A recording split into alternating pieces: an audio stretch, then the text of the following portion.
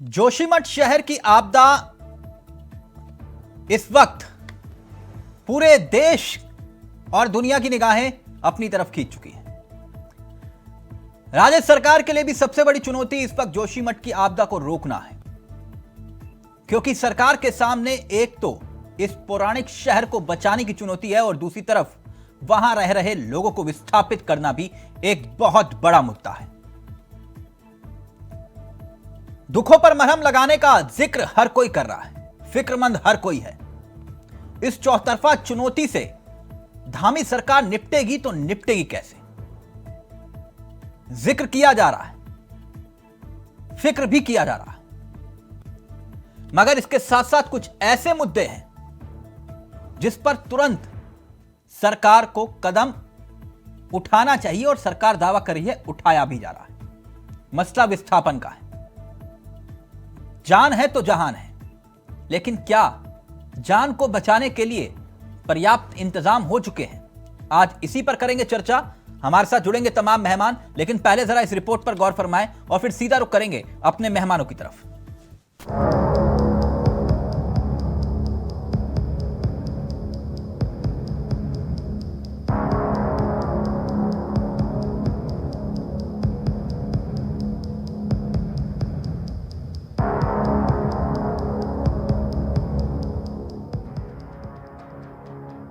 पौराणिक शहर जोशीमठ के ऊपर छाए खतरे के बादल के बीच अब राज्य सरकार की चिंता आपदा में फंसे लोगों को राहत देने के साथ साथ उन्हें सुरक्षित स्थान मुहैया कराना भी है, जो किसी चुनौती से कम नहीं है। राज्य सरकार एक तरफ जहां आपदाग्रस्त जनता को राहत पहुंचाने और उन्हें सुरक्षित स्थानों पर शिफ्ट करने का काम कर रही है, तो दूसरी तरफ अब सरकार के सामने जोशीमठ की जनता को पुनर्वास कराने की भी बड़ी चुनौती खड़ी हो गई है, जो सरकार के लिए राहत बचाव कार्यों से ज्यादा चुनौतीपूर्ण होने वाली है, क्योंकि हजारों की संख्या में लोगों का पुनर्वास कराना, उन्हें संतुष्ट करना कोई आसान काम नहीं है। एक तो सरकार के पास लैंड बैंक की कमी है, दूसरी तरफ एक साथ सभी लोगों का पुनर्वास कराने के लिए आर्थिक संसाधन की भी भारी कमी है। इसलिए धामी सरकार के सामने चुनौतियों का पहाड़ खड़ा है, जिससे निपटना आसान नहीं होगा। जोशीमठ आपदा को लेकर बीजेपी हो या कांग्रेस, दोनों ही जनता को राहत पहुंचाने की बात करते हैं, लेकिन आरोप की राजनीति करने से भी पीछे नहीं हटते।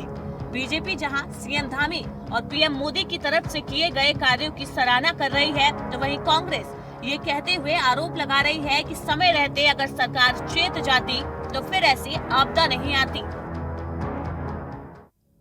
वहीं दूसरी तरफ वरिष्ठ पत्रकार जय सिंह रावत ने कहा, जोशीमठ की आपदा सरकार और प्रशासन की नाकामी का उदाहरण है, जिसने समय रहते जोशीमठ की सुध नहीं ली। इसके साथ ही वरिष्ठ पत्रकार ने कहा, आज अगर जोशीमठ की जनता को विस्थापित किया जाता है तो फिर उन्हें कहां बसाया जा सकता है? ये उससे बड़ी चुनौती सरकार के सामने खड़ी होगी, क्योंकि टिहरी विस्थापितों का दर्द दूर नहीं कर पाई है सरकार अब तक। ऐसे में अब देखने वाली बात होगी कि चौतरफा चुनौतियों से घिरी उत्तराखंड की पुष्कर सिंह धामी सरकार कैसे इन चुनौतियों का सामना करती है और इनसे निपटती है, और कैसे जोशीमठ की जनता को पुनर्वास करवाती है। देहरादून से अभय कैंथुरा के साथ जोशीमठ से सोनू उनियाल की रिपोर्ट।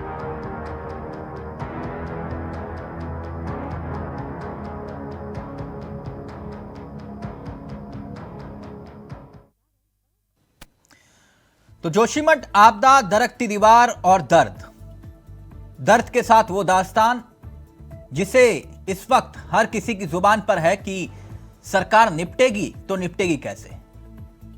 कुछ राजनीतिक बयान आया और फिर सीधा रुख करेंगे अपने मेहमानों की तरफ। पहले ये बयान सुन लीजिए।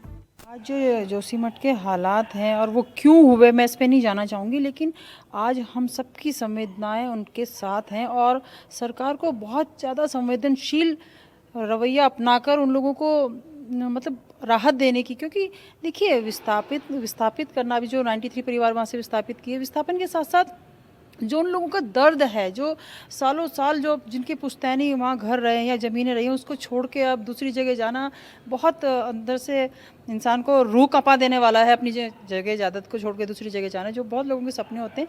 लेकिन अब क्या कर सकते हैं, वहाँ पे जो हालात हैं वो ज़रूरी है। सरकार को तुरंत केंद्र सरकार की मदद लेके, अब अभी मैं आज पेपर में पढ़ रही थी कि सरकार भी उसको बात कर रही है कि देख रही है कि, और अब देखने का समय नहीं है कि आज जिस तरह सर्दी का मौसम बिल्कुल कपकपा देने वाली जो ठंड इस समय पड़ रही है, और किस तरह वो लोग सड़कों पे अपना जीवन व्यतीत कर रहे हैं, उस खौफ में जी रहे हैं, उनको तुरंत सरकार को जो है आगे बढ़कर और उनको उनकी दिनचर्या किस तरह से शैली जो एक ढर्रे पे आए उनकी दिनचर्या, उसके लिए सरकार को बहुत जल्दी काम करना चाहिए। माननीय प्रधानमंत्री श्री नरेंद्र मोदी जी और मुख्यमंत्री श्री पुष्कर सिंह धामी जी द्वारा सीधे इस मामले को देखा जा रहा है और वहाँ तात्कालिक राहत, लोगों को वहाँ से हटाने और बसाने के बारे में तो कार्य तेज़ी से हो ही रहा है। वहीं पर उसके जो मूल कारण है उसका पता लगाने के लिए भी विशेषज्ञों की टीम अपना काम कर रही है। लेकिन जो विरोधी हैं वो केवल और केवल कोरी बयानबाजी कर रहे हैं। हमारा उनसे यही कहना है कि वे काम में अगर सहयोग करें तो बहुत अच्छा, और नहीं तो कम से कम अपनी वाणी को विराम दे करके रखें। बाकी प्रधानमंत्री जी और मुख्यमंत्री जी जो प्रयास कर रहे हैं वो अपने आप में प्रशंसनीय है, और निश्चित तौर पर जनता की जो समस्या है उसके प्रति वे संवेदनशील भी हैं और लगातार इस काम को देख भी रहे हैं। जोशीमठ को लेकर उत्तराखंड सरकार ही नहीं बल्कि भारत सरकार के सामने भी कई चुनौतियां हैं। पहली चुनौती तो यह है कि तत्काल इस ठंड में लोगों का कहाँ पर उनको रिलोकेट किया जाए, उनको सुरक्षित स्थानों पर ले जाया जाए। दूसरी बात, ये तो अस्थायी व्यवस्था होगी, लेकिन जोशीमठ के लोगों के लिए, क्योंकि जोशीमठ तो गंभीर खतरे में है, न जाने कब क्या हो जाए, तो इसलिए वहाँ एक नया शहर बसाने की निश्चित रूप से ज़रूरत है। नया शहर इतनी जल्दी नहीं बसाया जा सकता है, उसके लिए बहुत संसाधनों की ज़रूरत पड़ेगी। बिना भारत सरकार की मदद के वो संभव उत्तराखंड के जैसे गरीब प्रदेश के लिए संभव नहीं है।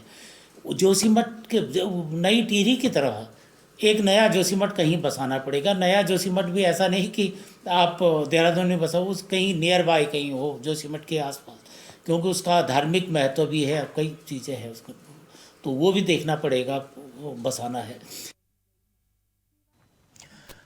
तो नया जोशीमठ बसाना क्या इतना आसान होगा?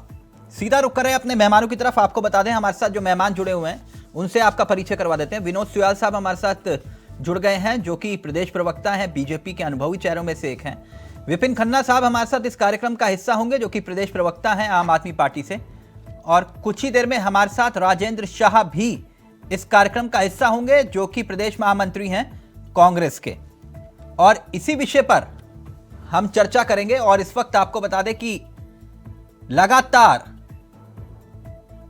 पूरे देश के भीतर बस यही आवाज है कि जोशीमठ आपदा से कैसे निपटेगी सरकार। विनोद सुयाल साहब, चर्चा की शुरुआत आपसे कर रहा हूं। सरकार को जो रिएक्ट करना चाहिए सरकार रिएक्ट कर रही है, मरहम लगाना चाहिए, बहुत अच्छी बात है।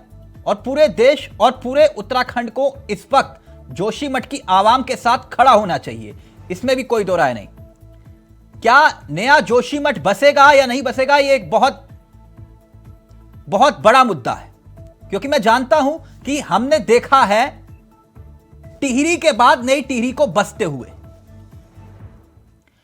लेकिन अभी सबसे बड़ी जरूरत है कि वहां जो आपदा से पहले की आहट है, सबसे पहले लोगों को सुरक्षित जगह पर लेकर जाया जाए।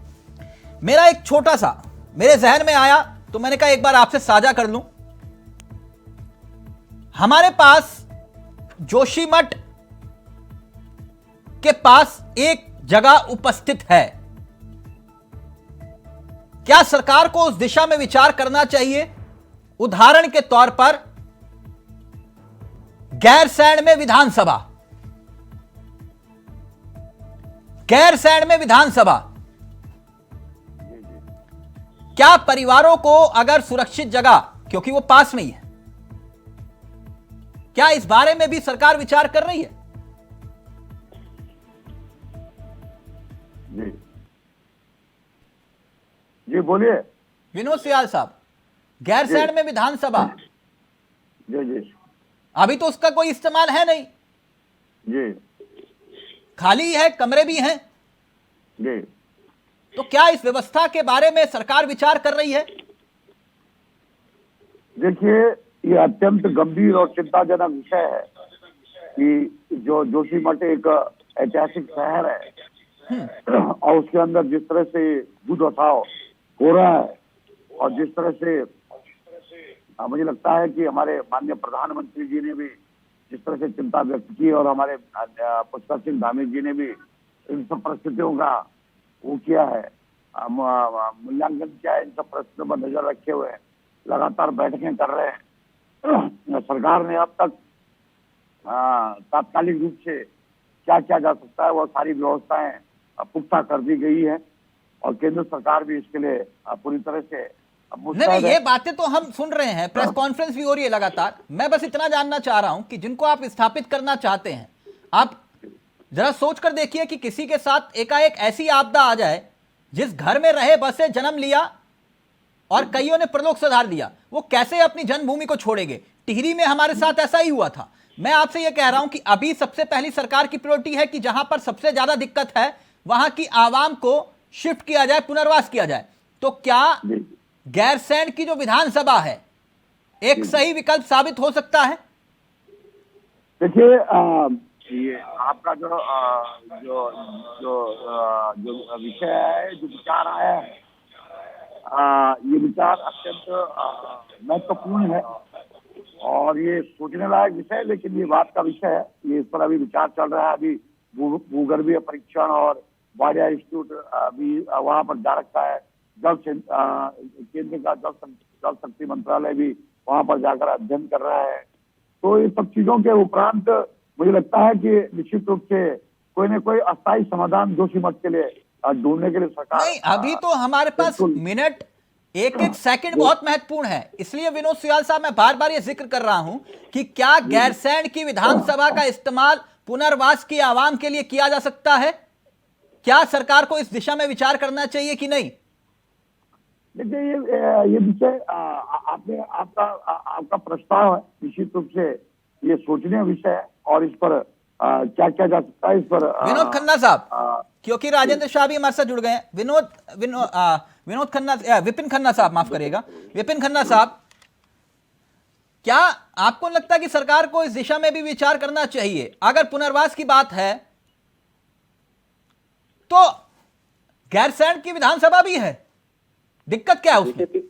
देखिए तिलक जी, बिल्कुल आपने सही कहा कि गैरसैंण की विधानसभा है और पूरा प्रदेश जानता है कि वो गैरसैंण की विधानसभा जो है उत्तराखंड के जो लोग हैं, उत्तराखंड के जो नागरिक हैं, उनके टैक्स के पैसे से बनी है। और उत्तराखंड की विधानसभा का बिल्कुल आपने सही प्रस्ताव दिया है। अगर सरकार चाहे, अगर सरकार संवेदनशील लोगों के लिए हो तो बिल्कुल ये जायज बात है, वहां पर उनको फिलहाल शिफ्ट किया जा सकता है। और आने वाले समय में यदि कहीं सरकार को जगह मिलती है तो तुरंत उनका पुनर्वास करवाया जा सकता है। देखिए, ये जो भी आपदा आई है जोशीमठ में, ये भारतीय जनता पार्टी के भ्रष्टाचार की भेंट चढ़ा है जोशीमठ। क्योंकि आपको पता है कि जोशीमठ के सर्वे 1976 अनावश्यक चर्चा कर रहे हैं। 1976 खन्ना साहब, नहीं, खन्ना साहब, एक मिनट, अनावश्यक चर्चा, आप चर्चा तो भारतीय जनता पार्टी ने किया है। खन्ना साहब, विषय ये नहीं है कि क्या विषय ये है, विषय ये है कि एक सामूहिक फैसला लिया जाए। समझिए मेरी बात को। एक मिनट विनोद जी, एक मिनट। खन्ना साहब, इस वक्त सुझाव देना बहुत महत्वपूर्ण है। आप टांग खिंचाई करके क्या हासिल कर लेंगे, बताइए? देखिए, सरकार ने ये नहीं किया, सरकार ने वो नहीं किया, आप क्या कर रही है महत्वपूर्ण है। आपने बिल्कुल सही सुझाव दिया है। यदि विधानसभा में कोई काम नहीं हो रहा था वहाँ उनको पुनर्वास किया जाए, उनको विस्थापित किया जाए। फिलहाल किया गया केवल 4,000 रुपए किसी को दे देना, जिसका घर बर्बाद हो गया हो, जिसका घर खराब हो गया, राजेंद्र शाह जी, एक मिनट। विनोद जी, एक मिनट, मैं राजेंद्र शाह जी को भी ले आऊं चर्चा में। राजेंद्र जी, मेरी आवाज आ रही है आपको? आ रही है। राजेंद्र जी, मैंने जिक्र किया कि सरकार को जो करना चाहिए, विपक्ष को जो करना चाहिए, मिलकर उत्तराखंड को जो करना चाहिए जोशीमठ को लेकर, वो करना चाहिए। वो बहुत महत्वपूर्ण है, लेकिन सबसे महत्वपूर्ण यह है कि जो पुनर्वास का जिक्र सामने आ रहा है, तो क्या एक विकल्प यह भी हो सकता है कि विधानसभा में उनको शिफ्ट कर दिया जाए, क्योंकि वो विधानसभा खाली है? क्यों नहीं हो सकता है? टैक्स के पैसे तो वो दिए ना जनता ने, उसी टैक्स के पैसों से ये विधानसभा बनी। तो फिर जब जनता मुश्किल में है तो ये विधानसभा के द्वार उनके लिए क्यों नहीं खुल सकते? तिलक जी, हो सकता है, क्यों नहीं हो सकता, लेकिन देखिए इसके पीछे एक बात और है ना तिलक जी, आप ये बात भी समझिए ना कि 3 तारीख से लगातार जो है दरारें जो है चौड़ी होती जा रही है। पानी जो है 400 लीटर पर मिनट निकल रहा था, वो लगातार आता जा रहा है। और 8 तारीख को माननीय मुख्यमंत्री जी और अमला जमला जो है तब जाके जो है वहाँ जोशीमठ पहुंचता है, तो ये मतलब देरी तो हुई है। और आज भी क्या हो रहा है, आज भी जब तक वो दरारें नहीं, अगर कल बारिश आ गई, उन दरारों में पानी भर गया तो क्या स्थिति होगी?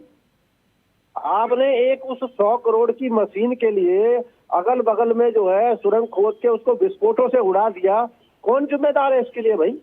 राजेंद्र जी, सरकारी तो है। राजेंद्र जी, अब किस किस ने क्या क्या कितने पहाड़ डायनामैक्स से खोदे और ब्लास्ट किए, अभी मैं उस विषय में जाऊंगा तो बहुत दिक्कत वाली कहानी हो जाएगी शादी, है ना?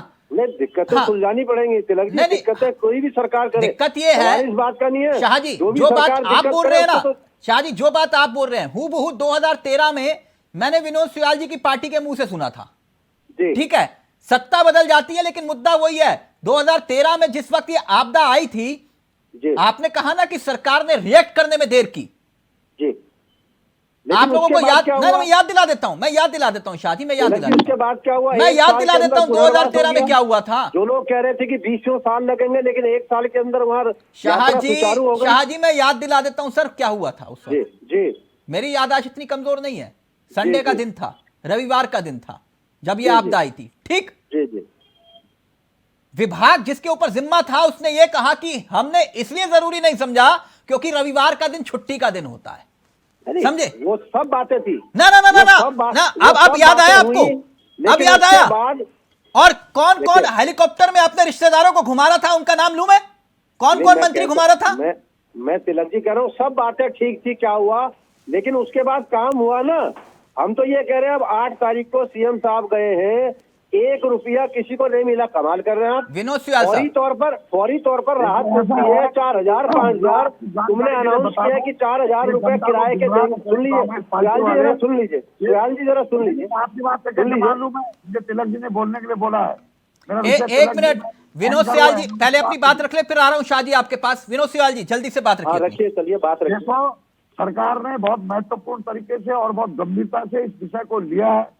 सरकार ने वहाँ के केंद्र सरकार ने जल शक्ति मंत्रालय की टीम को वहाँ भेज दिया है। अरे भैया, कितना पैसा दिया, फौरी राहत कितनी दी है यार, आपने ये बताओ ना। छोड़ो सरकार क्या कर रही है, केंद्र सरकार क्या कर रही है, आपने दिया क्या है उन गरीब आदमियों के हाथ में, ये बताओ। तो मुझे तुम ही बोलो तो मैं ही बोलूं, मुझे बोले तो उसके बाद बोलना, क्या दिक्कत हो तो आप वो बोलो ना, उसके बाद आपने दिया क्या है उन्हें ये बताओ। मुझे बोलने दो। 600 ये कोई बात नहीं है, गलत बात है। 100 परिवारों को वहाँ राहत शिविरों में रुकवाया जा चुका है। 10 होटल वहाँ गढ़वाल मंडल विकास निगम से लेकर गुरुद्वारा इत्यादि इत्यादि इनको चिन्हित कर दिया आप गए गया है। जोशीमठ? 5000 रुपए के ऐसे यार जी, आप जोशीमठ गए? उनको भेज दी गई है। 4000 रुपए प्रति माह का किराया जिनके मकान टूटे हैं उनको दिया जा रहा है। दिया जा रहा है, दिया नहीं गया अभी तक भाई। मैं कल ही आया हूँ जोशीमठ से, आप समझ नहीं रहे बात। सहित कुछ एरिया है उनको सील कर दिया गया है। सरकार पूरी गंभीरता के साथ विचार कर रही है। विनोद जी, हमारे देश के विनोद जी, आप प्रेस रिलीज पढ़ रहे हैं, वो कह रहे हैं कि आप जोशीमठ गए हैं। इसलिए राजेंद्र शाह, आप और याद दिलाना चाहता हूँ राजेंद्र साहब। अरे भैया, देहरादून से मत बोलिए सुयाल जी, आप जोशीमठ गए हैं। वैज्ञानिक आया था, उसने पहले अपनी किताब में बता दिया था कि जोशीमठ खतरे में है। कांग्रेस इतने लंबे समय तक राज में रही, उसने कुछ नहीं सर किया। ये कांग्रेस बीजेपी लेकिन कांग्रेस, सर सर बता के तो अंग्रेज चले गए थे। आप किस विषय पर डिस्कशन कर रहे हैं? एक मिनट विनोद सुयाल जी, लिखकर तो अंग्रेज चले गए थे 1936 में जोशीमठ को लेकर। फिर वो मत करिए ना, मैं नहीं, आपसे कह रहा हूं कि कल विषय तक कोई अभी राहत नहीं फौरी मिली तौर है। पर क्या सबसे राहत मिल पहले सकती है? तिलक जी 1 सेकंड लूंगा, 1 सेकंड जी। सबसे पहले आपदा आने के बाद 4000 5000 रुपए फौरी राहत दी जाती है। कल तक कोई फौरी राहत नहीं मिली उन्हें भाई। मैं तो कल तक की बात कर रहा हूँ, कल घोषणा किया, आज भी ये देहरादून में बैठ के आप बात कर रहे हैं यार, कैसी बात कर रहे हैं? वहाँ किसी को किराया नहीं मिला। वहाँ पर मैं पता आपको करिए, फुटेज, मेरे पास फुटेज है वहाँ। अरे कल करी ना घोषणा भाई, 8 तारीख को। आप सरकार बांट रही है, कैसी बात अरे है यार सुयाल जी, कल तक तो आज बांटा आपने क्या 9 तारीख को? आप उस स्थान पर नहीं गए होंगे, मुझे लगता है कि आप उस स्थान पर नहीं गए होंगे। मैं सिंह द्वार से लेकर, सिंहबाड़ी से लेकर, मैं सिंगानी से लेकर, मैं तमाम मोहल्ले में गया हूँ जहाँ कोई नहीं आया। और गांधीनगर और एक कुछ एरिया है, इसको सील भी कर दिया गया है। ऐतिक धंधा की बांट दी गई है, 4000 रुपए प्रति माह किराया भी दे रहे हैं। और तिलक जी इसकी जांच करवाइए, तिलक जी प्लीज। ये देखिए, ये नहीं, ये गलत बात है। जरा आप पता लगाइए कि कल कितने लोगों को पैसा मिला है। मैं तो कल की बात कर रहा हूँ भाई, आज दिया आपने ये क्या? आज की बात कर रहा हूँ, कल दिया, ये आज दिया आपने, ये बात कर रहा हूँ, आज दिया आपने। घंटे हो गए। खन्ना साहब, अरे जी तिलक जी, खन्ना साहब, क्या आपको लगता कि ऐसे विषय पर अभी फौरी तौर पर हम उन परिवारों के लिए क्या कर सकते हैं? कैसे उनके विस्थापन का जिक्र कर सकते हैं? नया जोशीमठ बसाने का मतलब समझ रहे हैं आप? अध्यात्म के नजरिए से, आस्था के नजरिए से कितना महत्वपूर्ण है वो चीन पर नजर रखने के लिए। अगर माड़ा हमारा आखिरी गांव है, पहला गांव है, तो पहला शहर जोशीमठ है, देश का पहला शहर जोशीमठ है। देखिए तिलक जी, भारतीय जनता पार्टी हिंदुत्व की रक्षा की बात करती है, धर्म की रक्षा की बात करती है, और जोशीमठ को बर्बाद करने में इनका बहुत बड़ा योगदान है। और ये 4000 रुपए फौरी राहत की बात कर रहे हैं तिलक जी, आप जानते हैं 4000 रुपए में आजकल एक हफ्ते का राशन नहीं आता है। जिनके घर टूट रहे हैं उनको 4000 रुपए फौरी राहत देकर आप उनका मजाक उड़ा रहे हैं। आप लोगों की कमी की वजह से, आप लोगों के भ्रष्टाचार की वजह से आज जोशीमठ जो है इस मुकाबले में खड़ा है। आज वहाँ पर सैकड़ों लोगों की जीवन बर्बाद हो रहे हैं, सैकड़ों लोग बर्बाद हो रहे हैं, केवल भारतीय जनता पार्टी के भ्रष्टाचार की वजह से ये सब बर्बाद हुआ है। 4000 रुपए देकर क्या जताना चाहती है भारतीय जनता पार्टी? 4000 रुपए में वो क्या करेंगे? उनका रोजगार छिन गया है, उनके घर छिन गए हैं, बच्चे स्कूल नहीं जा पा रहे हैं, कोई इलाज नहीं ले पा रहा है। 4000 रुपए आप लोगों ने वहाँ पर ब्लास्ट करवाकर डेवलपमेंट के नाम पर पूरे जोशीमठ को बर्बाद करके रख दिया। और आज आप कह रहे हैं कि खन्ना साहब, एक मिनट, राजनीतिक तू मैं नहीं, हम एक सुझाव की तरफ बढ़ रहे हैं। तिलक जी देखिए, तिलक जी सुझाव ये है कि अगर राज्य सरकार चाहे तो इनका पुनर्वास तुरंत किया जा सकता है। एक एग्जाम्पल आपने दिया गैरसैंण का, और सैकड़ों ऐसी योजनाएं सरकार के पास है। जब इनके पास जगह है, पैसा है, जो ये राहत दे सकते हैं, तो उनका पुनर्वास क्यों नहीं करवा सकते? क्योंकि करना नहीं चाहते हैं। एक छोटा सा और, खन्ना साहब, बहुत पीड़ा हो रही है, बहुत दर्द हो रहा है, सरकार नहीं कर पा रही है।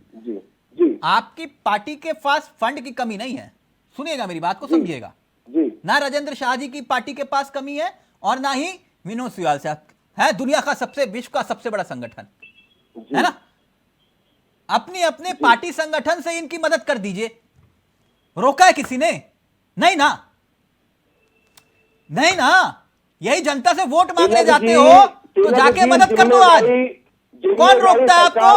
फोन खटखटाइए यहाँ से, दिल्ली फोन खटखटाइए। खन्ना साहब, जैसे डिबेट खत्म हो दिल्ली फोन खटखटाइए और करिए आम आदमी पार्टी के आला कमान से बात, और बोलिए कि हमें मदद कर दी है। ये सरकारें क्यों बनाई जाती है तिलक जी? मैं कह रहा हूं, सरकार क्यों बनाई जाती है? सरकारें क्यों हटाई जाती है?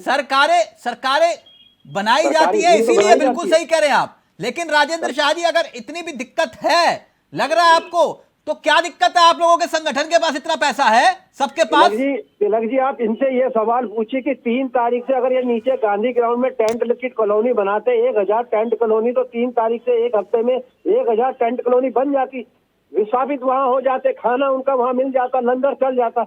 ये आप इनसे कहिए ना, जवाब दीजिए विनोद सियाल साहब। ये सरकार से ये तो कह नहीं रही कि आपने करारे आ रखी है, क्यों नहीं उन करारों को भर रहे हैं भाई? कर रहे हैं, उसके अलावा कुछ नहीं है।